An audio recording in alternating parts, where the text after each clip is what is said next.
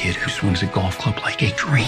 I'd like to try to qualify him for the U.S. Amateurs. Coming to Apple TV Plus. What's your name? I'm not into older guys, but I'm flattered. A new comedy series, Stick. I don't want to go on this trip. Your mouth's saying one thing, but those eyes are saying something else. From the home of Ted Lasso. This is your shot at redemption? This is your mulligan? Owen Wilson. This game takes and it takes. The game's finally giving me something back. Stick. You know Arnold Palmer? Iced tea, lemonade, mix it. I'm missing a nap for this. Streaming June 4th on Apple TV Plus. Whatever the occasion, effortless elegance is right this way. Because Hilton brings you new ways to stay courtesy of the Nomad London. And it doesn't stop at award-winning dining in a space draped in velvet and illuminated by vintage chandeliers. No, this day goes beyond with unparalleled personalized service and attentive hospitality. Oh, and did we mention the Nomad London can be booked using your Hilton Honors points at Hilton.com? Hilton, for this day. So, you just started using LinkedIn Premium. Now what? Well, on your premium company page, you noticed around 7.5 times more page engagement and 5 times more page views. Well done. And now, new clients are messaging you. All because you're using LinkedIn Premium, which helps you get the business growth you want.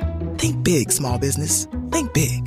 Start your free trial at linkedin.com/premium small business. That's linkedin.com/premium small business. Welcome to another Find the Edge production for the Premier League Cricket Club. Connecting players and coaches, clubs and leagues, volunteers and supporters alike, you're in the right place for the best of the 33 ECB Premier Leagues and the 20 NCCA counties, bringing you the stories, the stats and the standout performances that make this game great. Don't forget to hit the subscribe button to both our Premier League and NCCA shows so you don't miss any episodes. Now, shall we get stuck in? So welcome everybody to one of our episodes that we're going to be putting out during this year, Challengers Chat, to talk all about the Challengers. Joining us today, we've got top man of the Challengers. We spoke to Elliot a few weeks ago, who was the team manager. I'm not sure he wanted to be at the time, but he is now without a shadow. He loves it. We've got the top man, Mr. Richard Logan. How are we doing, Logs? Yeah, I'm very good, thank you. Brilliant to see you. We were at Loughborough a couple of weeks ago, mate. For the first time this season, we got the group together. And I think it's fair to say there was a lot of good cricket going on between the men and the women this time. Yeah, it was sort of long anticipated, really. We've done a lot of work over the winter with various different things. Lots of things have changed, and we've kind of earmarked that date as a bit of a launch for our season. And we thought it was only right to get both teams together rather than do sort of separate sessions. So Loughborough have always been massively supportive of what we've done. Mm-hmm. David Court there has always helped out with stuff. And we went there a couple of weeks ago, got the men's and the women's players together. Not everybody could make it because we've got still some people in Australia. We've got people with playing commitments. We know that that's the world that we live in. But we had a lot of people there, and it was brilliant. We had the guys training with the women at various stages throughout the day. They had some individual stuff going on. We had a few sponsors there, and it was just a great day. Loads of content for the season, and now that's done, and everyone's sort of got together. We're starting to build a camaraderie around both teams, not just having the men's team over here and the women's team over there. And I don't think that happens very much, where you've got the two teams actually training in the indoor school together. Some of the sessions, like I said, some of the drills and stuff were overlapping as well. And hopefully they were learning off each other, chatting and becoming teammates, friends. And that'll hold us in good stead as we progress through the year and into the future, really. Absolutely. You talk about some changes over the winter. Do you want to just elaborate a little bit more on what the major changes have been for the Challengers?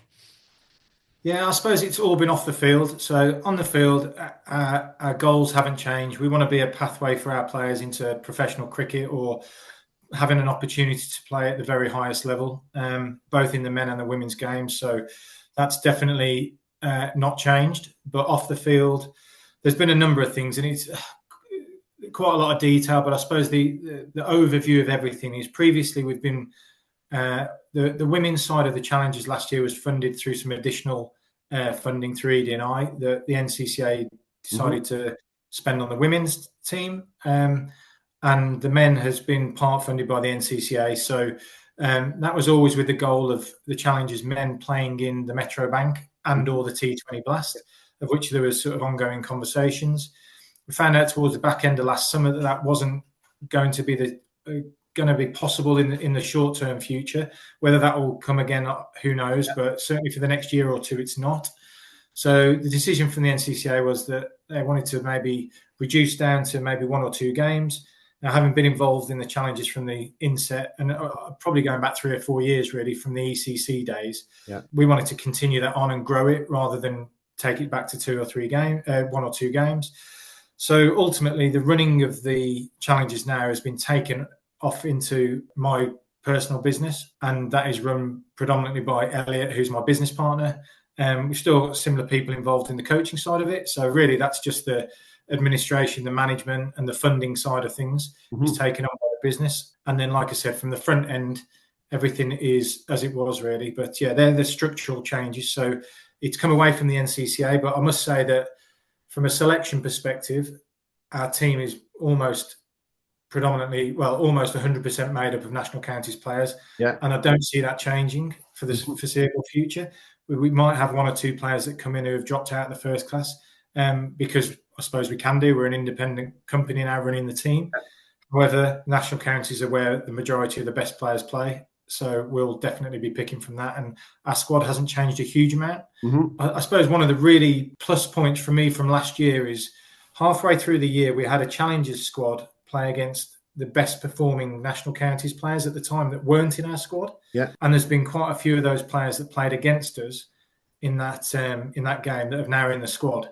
So hopefully that demonstrates to everybody that we're definitely an open book. It's not a closed off thing. I know there's been chatter around the fact that some of our coaching staff are from one county and we favour it, but we don't. There's no point in us doing that. We want the best players playing in the challenges team because we want to be performing well. Yeah. So there's no point in us not picking somebody if they're good enough to get in the team.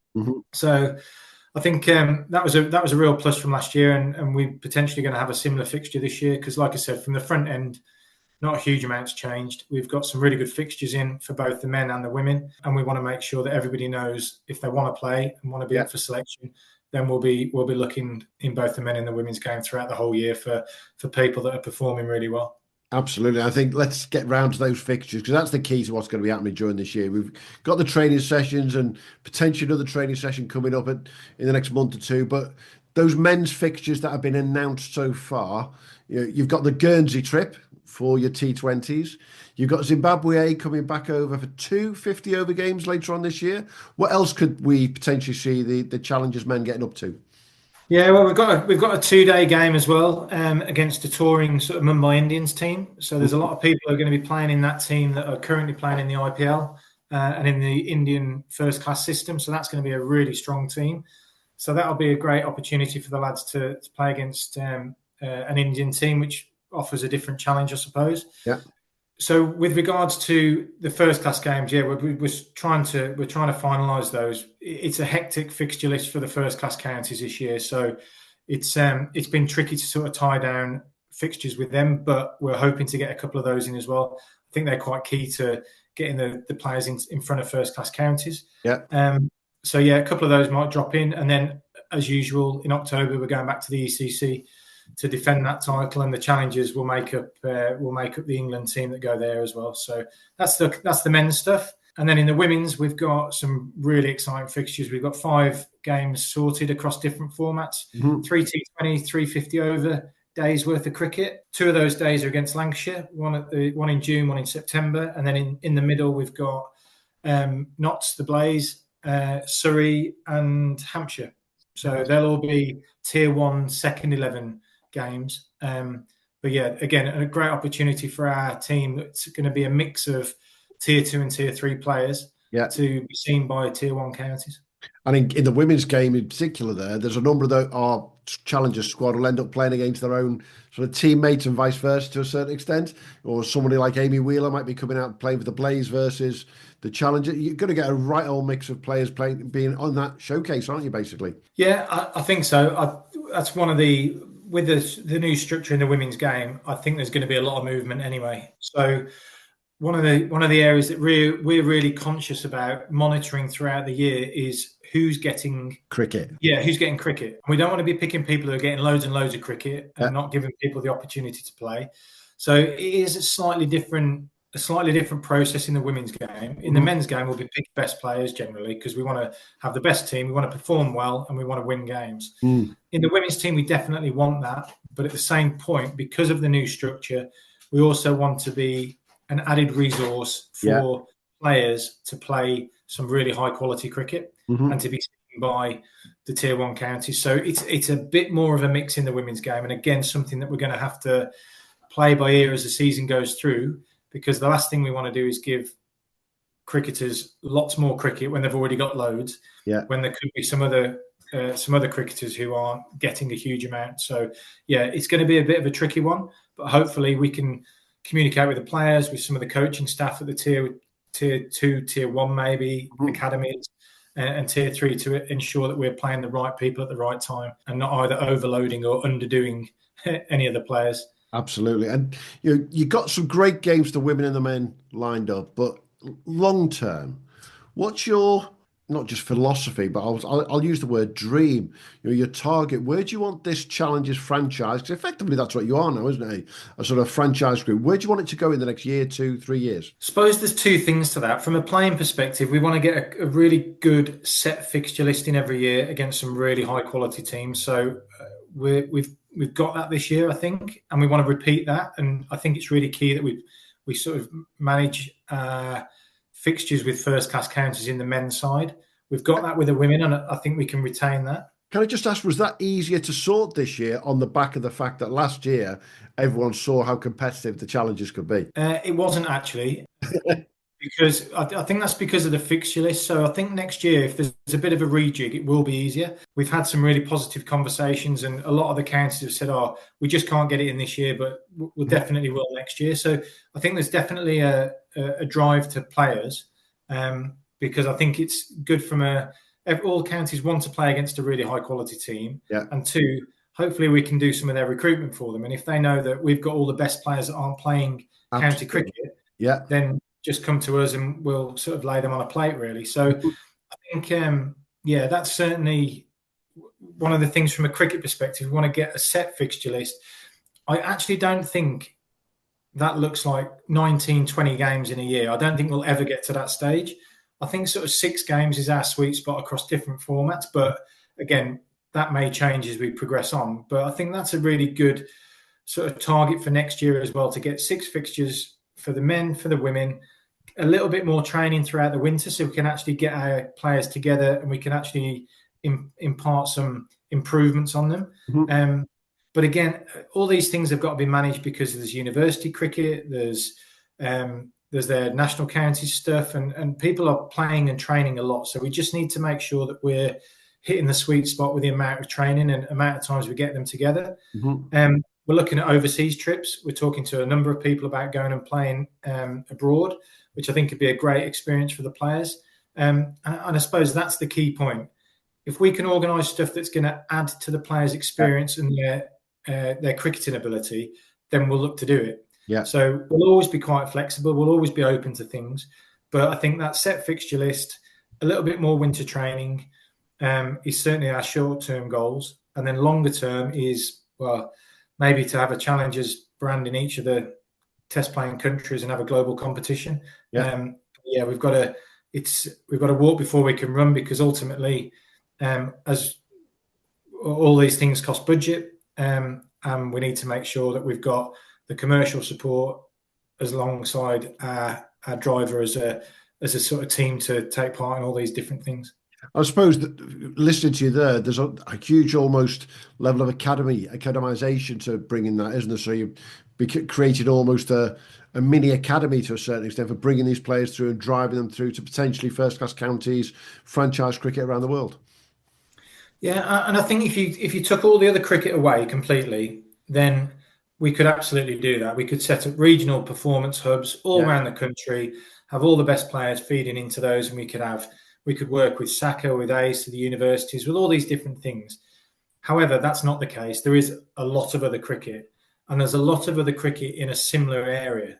So we have to be mindful that we don't want our players being pulled from pillar to post, not knowing where to go and what to do. And we had that last year. We had people speak to us and go, I've been offered to play this game, that game and the other. What do I do? And I said, well, I can't answer that because it's your career. However, is playing this game is going to be as valuable as this game. But there's so many different factors to take into consideration. So that's a really challenging question to answer from my perspective if a player's asking me. Yeah. And also, it's quite a challenging one to put in a program that encompasses everything when you're not in control of everything. So, yeah, that's why it's really difficult. Like I said, I could easily write a program for a year to say, if I had access to everybody, this is what I'd put into place. I don't. And there's also loads of universities. There's 20 national counties. There's 18 first-class counties. And there's lots of other things going on with SACA, with ACE and everything else that it's really difficult to fit into that in a really effective way, because at the end of the day, we want to do the best for our players, and having lots and lots of stuff to offer them might be the best in regards to we feel we can give them the best coaching, for example. And I'm not saying that we can, because there's lots of good coaches out there, but we also need to be mindful that we don't want them getting pulled from pillar to post. And that goes across the men's, probably even more so with the women's at the moment, because of the amount of movement and unknowns that are in this new structure. We're gonna know a lot more at the end of the summer, and it'll be really interesting to see how that's all played out.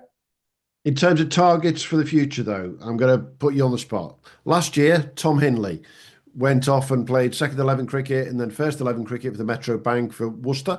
Tommy Sturgis played at Worcester as well. We've seen a number of the guys playing a lot of second 11 cricket last year. But to get one to come out of the season as Tom did with his white ball contract, a rookie contract for Worcestershire going forward, is that what you have in mind, a target to sort of 1-2 players a year coming through your system and actually getting those contracts elsewhere? 100%, yeah. That's one of our biggest drivers. So we want to make sure that we're working with the right players, and a lot of the players that we have, because of the age group we work in at 21 to 24, they've either come through a first class academy, potentially had their first taste of a contract, it's not quite worked out, or they've come through an academy and just not got a contract at all, or they've been a late developer. That's generally the kind of players that we work with. And this is in the men's game, what I'm talking about generally. So with that comes a little bit of scar tissue, I suppose, whether that be they didn't feel they had the opportunity, they didn't perform as they wanted to, lots of different things. So we need to make sure that we're talking to them, we're communicating with them. And we've got, in Tom Lambert, the head of performance and links, sort of coaching, he's working in more of a mentoring role, and all their coaching team, they're unbelievably good at that. And that's their job. I leave them to that 100%. They deal with all the cricket stuff, but they can get the best out and they can build those players back up to when they get another opportunity, which there's a lot of them that will. I've no doubt about that because of the quality. Then they're in a different headspace and a different part of their life to be able to take the opportunity. As Tom has, he's a perfect example of that. And I don't think we're the only one. There's a number of players that we've got coming through, and don't ask me to pick one because I'm not going to. We've got a number of players that are coming through this year. And the exciting thing is 3 or 4, as I said earlier, there's 3, 4, 5 of those players in the squad this year that weren't in the squad at all. Yeah. So the exciting thing for me is, yes, who are the players in the squad that can step up this year, but who can we find this summer across national counties that can come into the squad and potentially be stepping up in next year or 2027? Yeah, and I think that's the beauty of national counties cricket, and also what you're doing with the challenges, in that it's an open book, it's an open door, and if somebody comes through the pathways that you haven't seen before for whatever reason, great. If someone's dropping down from first class, great. But I look at what Hinners has done at Worcester. He always comments on how important NCCA cricket and challenges has been to him. He comments on how important Spain's been to him going out there, and that's what this is all about, isn't it? It is 100%. And when I talked about playing overseas, the ECC has been great, and we know that, and we've talked about that quite a lot. And it's an incredible competition and incredible for skills and confidence, and that's both across the men and the women. There's been a lot of, I think Beth Gammon recently got 70 off 50 balls, and I know that Beth had a real turning point at the ECC, not this year, but the year before. And she's been great. So I know that's helped her in her career, and hopefully it will do, and she'll kick on. But yeah, it's the trips overseas that I mentioned earlier. If we can add to people's experience, we know how good the ECC's been for people. And if we can go to a Zimbabwe or an African country or wherever really, wherever the opportunity arises for us to take teams away, that will always add to their cricketing experience and just their general experience, which will hold them in good stead when opportunities come, like they did for Hinners last year or Tommy Sturgis or wherever that may be across the men and the women. So it's it's really, really exciting to see how this year goes. But you talk about ECC and how important that's been. How fabulous is it that this year we've got two ECSs coming to the UK? They're down at Wimbledon at Hornchurch. I have said to the boys at European Cricket, you do need to come a bit further north, a bit more to the Midlands. But to have it coming twice to the UK, and in particular 2 weeks at Hornchurch, showing that what you guys have done in helped to develop that brand, it's starting to come over this T10 cricket, isn't it? Yeah, 100%. I love T10 cricket. It's great. I've always talked passionately about from an ex-county championship player.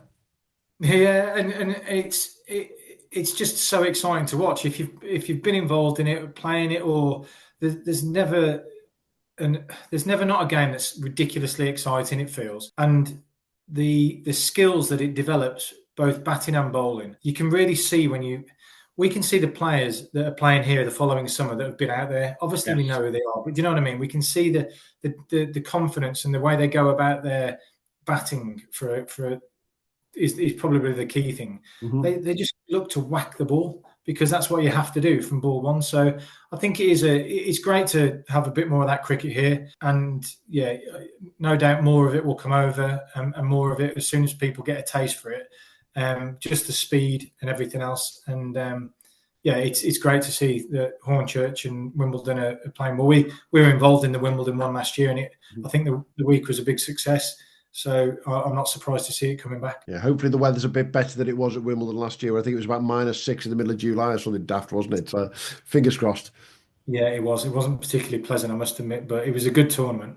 Definitely. Moving on from that and you're closing off this Challengers chat, there's a lot going on this year. How do you juggle it, Richard? Because you've got your business, you've got the cricket, you've got the NCCA work that you do as well. How do you personally manage to juggle all of this? Yeah, well, I don't, luckily. No, Elliot looks after it all, because obviously my main job is with the NCCA, so I do all that stuff. And then the cricket lads look after all the cricket stuff, and Elliot does all as you said earlier, he's the team manager. So I'm asked my opinion on a few bits and pieces and help out where I can. But Elliot's the main driver behind that now, which is good, really, because he's full-time in RCK, which is our other business. And that's his full-time job. So although I support him with that, I've obviously got a full-time job looking after all the national county stuff. So I kind of bat most of it off onto him. And how important was it to get Tom Lambert to basically say, yes, he wants to continue with that director of cricket role for you guys and really push ahead with the Challengers?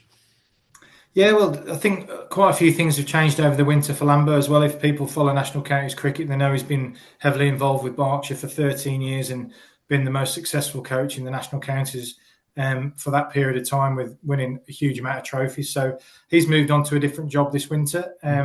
We did talk quite a lot over that period of time because we wanted to still have him involved in the challenges, which we've been able to do. But again, he's got a new challenge as well that he works on, and he puts a lot of his effort in. So it's but he's still involved. He still heads up all the performance cricket stuff. But it's a busy time for a lot of people. So but it's great to have Lambo still involved.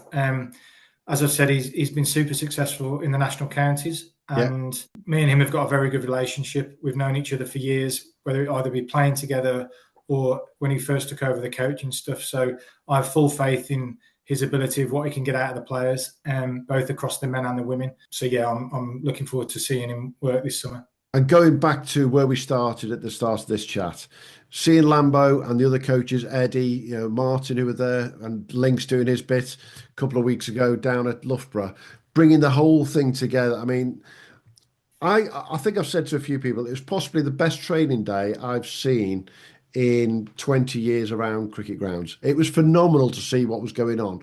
The fact that it was men's and women's together, the fact that the women's won that little challenge that Lambo put on was quite hilarious, to be frank. You could see one or two of the boys were a bit miffed about it. But it was just a great day to see really top quality cricket going on, wasn't it? Yeah, and again, I can't take a huge amount of credit for that, so I'll leave that. Lambo put a lot of time and effort into preparation, as does him and Links. I know spoke a lot in the lead up to that, and he speaks to all the coaches, whether it be Lauren on the women's side, and Lydia helps out a huge amount on that as well, or whether it be with Links and Eddie and the other guys on the men's side. So we've got some incredibly good coaches involved across both teams. And like I said, yeah, I can't take too much credit for that. That goes down to sort of Lambo, Links, and Lauren and Lydia and everybody else that works on that. So it's there's a lot of effort, a lot of thought goes into it. We don't just rock up and chuck them in a net. People are matched up for skills and various different things. Everything's got a meaning to it, which is really key. And I know Lambo's big on that, because at the time of the year that we're training as well, people are playing games. So it's not necessarily about skill development, albeit that's part of it. It's about match scenarios and putting people under pressure and seeing how people perform in those environments. But yeah, it was great to watch. I must admit, I stood on the balcony watching down, and the quality of some of the stuff that was going on, and the interaction, as you've said, between the men and the women's team was brilliant. Well, apart from Laura and Tilly trying to kill me when I was recording content, I think my highlight was watching Sam Killing-Wright facing bouncers from Ketts in the far. But then Sam went out at the weekend after, scored 90 odd in I think it was a National Club Championship game. It just shows the quality of the lads we've got out there, and the girls, the quality that we've got, and the training that they're getting, and that little bit of almost one-to-one to a certain extent with all the coaches that we're going. It makes a difference very early on, doesn't it? Yeah, absolutely. And I think there's probably a bit of getting your own back there for Ketts with the side up. I've never seen Ketts smile so much in my life. It was. Yeah, there's a meaning behind some of those, but it's good. It's and that builds the sort of camaraderie between the squads, right? And everyone's watching it and having a bit of a laugh and a joke around. But it's when you're down there, it means it, and everyone puts in 100%, and it's match scenario stuff, and we put the players under pressure, and that's what you got to do, because you got to train how you're going to play, and that's one of the biggest cliches in the world, but it's true. There's a lot of people that don't do that. So if we can put people in high pressure situations all the time, you see then some of the areas that you have to improve on, and you see some of the players that actually sometimes surprise you, and they're the ones that can come through quicker than you'd expect. And talking about putting them in high pressure situations, you put them in one particularly high pressure situation. We had one of our sponsors there in particular recording content, Riviera Iced Tea, and certainly one or two of the lads and girls, it was new to them to be doing a bit of that, but it's great to have Fran there. And actually, this is what the challengers need, these sponsors coming through, working with the guys and getting stuff out there. 100%. That's so key for us now. Like, we're privately funded, so we need to make sure that we've got partnerships. The players know that. The players have all bought into that, and they were brilliant on the day, especially with Fran. And Fran was great. She's speaking to all the players, getting to know everybody. I think she had a really great day. Everybody loved the drinks, and we're going to work with Fran a lot more over this summer. So, yeah, the more sponsors we can get, the more partnerships we can generate. We're constantly speaking to people about supporting the challenges. So the more we can do that, the better, really. And is it worth saying to anybody, if you're interested in getting on board this journey, get in touch with yourselves? Yeah, absolutely. If you get in touch with Elliot on his email at RCK, that's Elliot at rck.group, then yeah, we can set up chats and have a talk about what we can offer. We've got a lot of social media reach now, and we've done some great things over the last year with regards to the views that we've got and the coverage that we get from the ECC. So it's we've got some really compelling packages now. So yeah, if people want to get involved, then reach out. Simple message to everyone. The Challengers is here to stay. Yeah, I'm so pleased to see what's happened over the winter with yourself taking it on, Richard, and you guys moving forward, and can't wait to see what happens this season. Perfect. Thanks a lot, mate.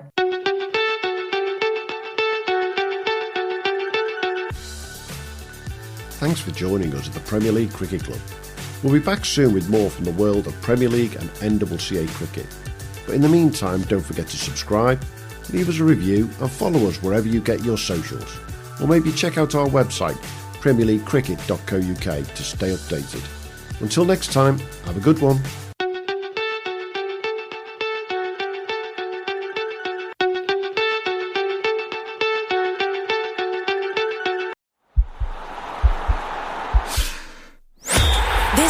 podcast is part of the Sports Social Podcast Network.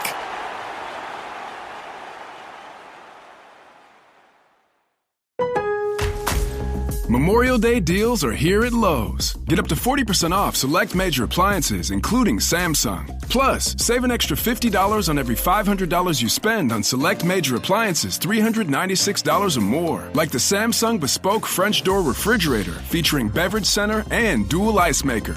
Shop at Lowe's today. We help. You save. Valid 5/15 through 6/18. Selection varies by location. Total savings varies based on purchase amount. See Lowe's.com for details.